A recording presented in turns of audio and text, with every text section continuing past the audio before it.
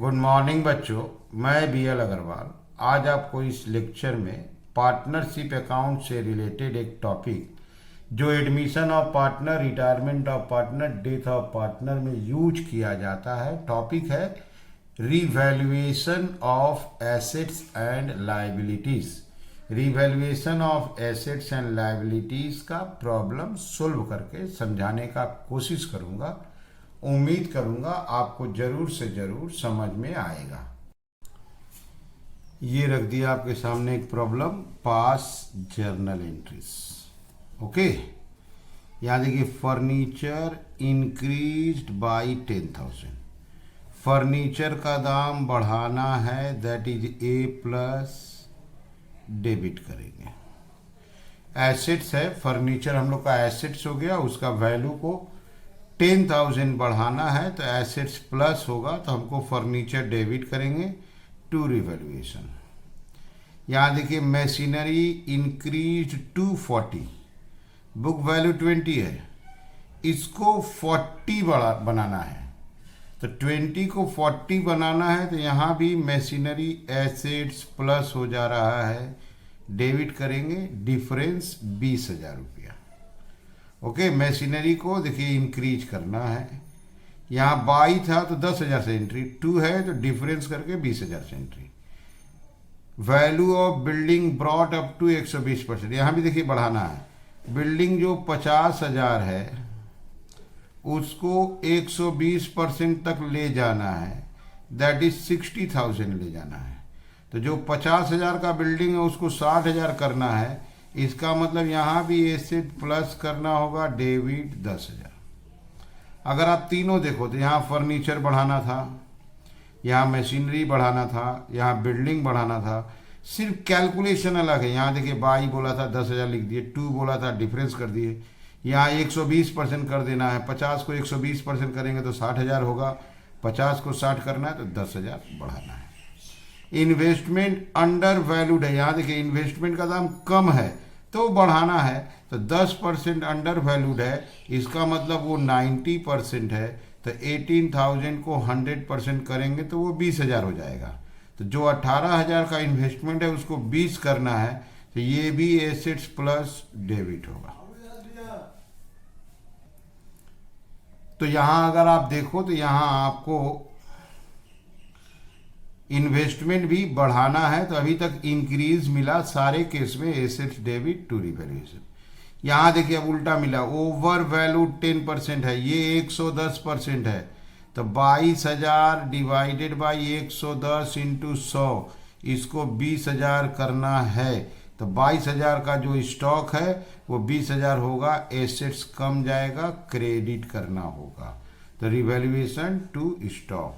Market value of stock 25,000 हो गया, जबकि बुक में 20 था, तो 20 का स्टॉक 25 हो गया, तो इसका मतलब एसेट्स प्लस हो गया, डेबिट करना होगा।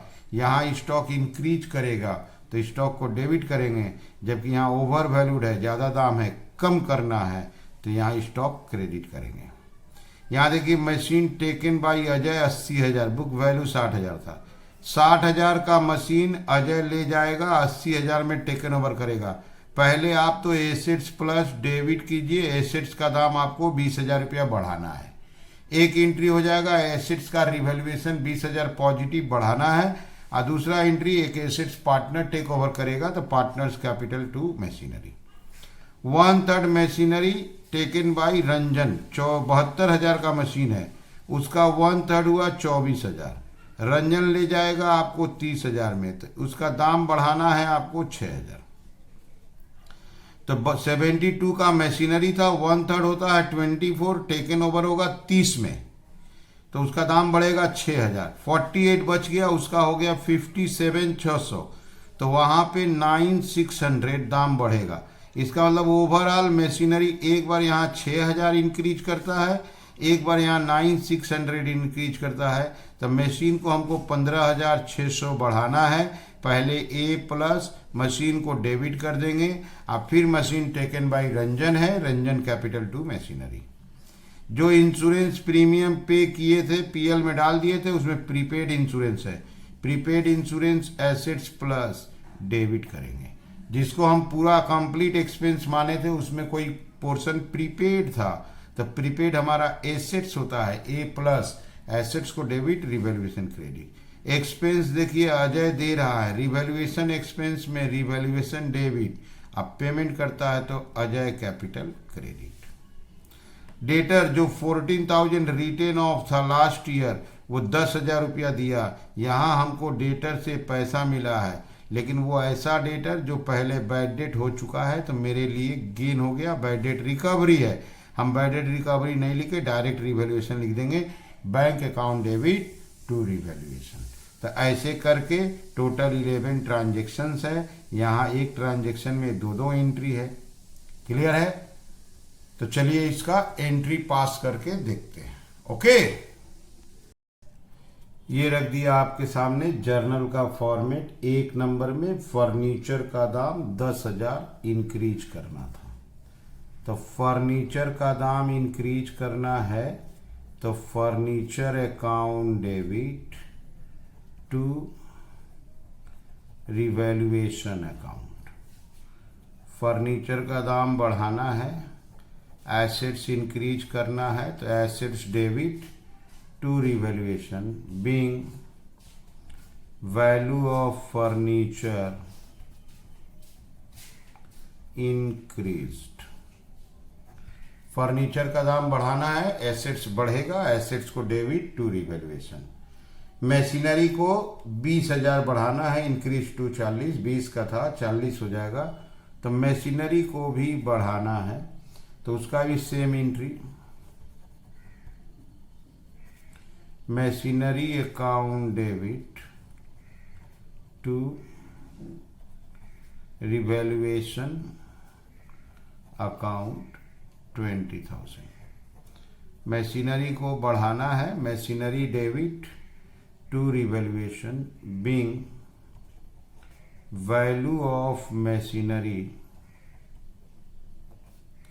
इंक्रीज्ड। तो पहले फर्नीचर को बढ़ाना था, फर्नीचर टू रिवैल्यूएशन, मशीनरी को बढ़ाना है, machinery to revaluation. Number 3 building को बढ़ाना है, तीनों में इंक्रीज ही है, बिल्डिंग को बढ़ाना है, तो building account debit to revaluation account, building account debit to revaluation account 10,000। ठीक है, बिल्डिंग का दाम बढ़ाना है, being value of building increased. तो हमको पहले फर्नीचर का वैल्यू इंक्रीज करना था, तो furniture to revaluation, machinery increase करना था, मशीनरी टू रिवैल्यूएशन। 3 नंबर में बिल्डिंग इंक्रीज करना है, building to revaluation. Okay, number 4 में इन्वेस्टमेंट अंडर वैल्यूड है, तो उसको भी बढ़ाना पड़ेगा, तो इन्वेस्टमेंट अंडर वैल्यूड है, तो इन्वेस्टमेंट को भी इंक्रीज कर देते हैं, investment account debit to revaluation account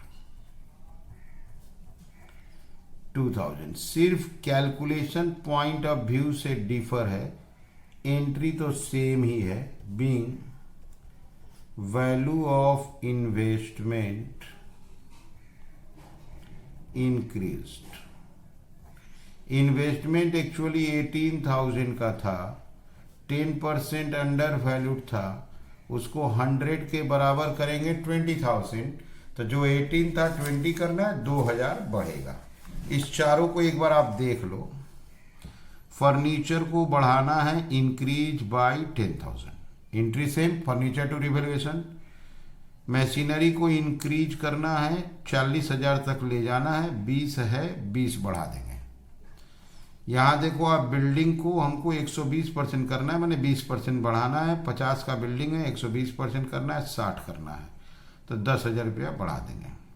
investment 10% under valued है, 18 है, इसको 20 करेंगे, 2,000 इंक्रीज हो जाएगा। 4 एंट्री हो चुका है। यहाँ देखिए स्टॉक ओवर वैल्यूड है, स्टॉक का दाम कम करेंगे 10%, तो ये 100 पर लाएंगे, 20,000 लाएंगे, तो 2,000 स्टॉक का दाम कम होगा। यहाँ देखिए मार्केट में स्टॉक का दाम 25 हो गया जबकि बुक्स में 20 है, तो यहाँ 5,000 बढ़ाना है और यहाँ 2,000 कम करना है। तो चलिए नंबर 5 6, नंबर 5 में स्टॉक का दाम कम करना है, एसेट्स कम करना है, क्रेडिट हो जाएगा revaluation account debit to stock account. Stock का दाम 2,000 रुपया रिड्यूस हो गया, कम हो गया। Being value of stock decreased, stock 22,000 का था, 10% ओवर वैल्यूड था, माने 110 था, उसको 100 के इक्विवेलेंट करेंगे 20,000 हो जाएगा, तो 2,000 स्टॉक का दाम कम हो गया। 20,000 का स्टॉक को 25,000 करना है, दैट इज स्टॉक का दाम 5,000 इंक्रीज कर जाएगा। Stock account debit to revaluation account, stock का दाम बढ़ा दिया जाएगा, 20 का स्टॉक 25 कर देंगे, 5,000 बढ़ जाएगा। Being value of stock increased. Okay, तो एक बार स्टॉक का दाम कम करने को बोला था, कम कर दिए, एक बार इंक्रीज करने को बोला था, इंक्रीज कर दिए। एक बार आप देख सकते हो फिर से, यहाँ स्टॉक ओवर वैल्यूड है, बेसी दाम है, कम करना है। यहाँ पर स्टॉक का दाम 25 करना है, बुक में 20 था। ये देखिए मशीन को अजय टेक ओवर करेगा 80,000 में, जबकि मशीन का दाम 60,000 है, तो 60 का मशीन 80 में टेक ओवर करेगा, तो पहले हम मशीन को 20,000 रुपया बढ़ा देंगे। नंबर 7, पहले मशीन का दाम इंक्रीज कराएंगे, machinery account debit to revaluation account. पहले मशीनरी का दाम 60 से 80 करना है, तो 20,000 पहले दाम इंक्रीज करा दिए। Being value of machinery increased, पहले मशीन का दाम इंक्रीज करा दिए। अब ये मशीनरी टेकन ओवर करेगा अजय, तो इसी नंबर में एंट्री होगा Ajay capital account debit 80,000 to machinery account 80,000। Being machinery taken over by Ajay. 60 का मशीन था, अजय 80 में टेकन ओवर करेगा, तो पहले 60 का मशीन से 20,000 बढ़ा देंगे, 80 हो जाएगा, और फिर उसको taken over capital debit to machinery. आप एक बार फिर से देख लो, यहाँ पर मशीनरी टेकन बाय अजय 80, और जबकि बुक में है 60, तो पहले 20 बढ़ा देंगे, फिर उसको taken over. 1/3 of machinery taken by Ranjan 30,000, यहाँ देखिए 72 का मशीन है, 1/3 24 होता है, 30 में ले गया, माने 6,000 दाम बढ़ गया। रिमेनिंग 48 बचा, 48 का 57,600 हो गया, 48 का 57,600 हो गया, तो इसका मतलब 9,600 दाम बढ़ गया। क्लियर?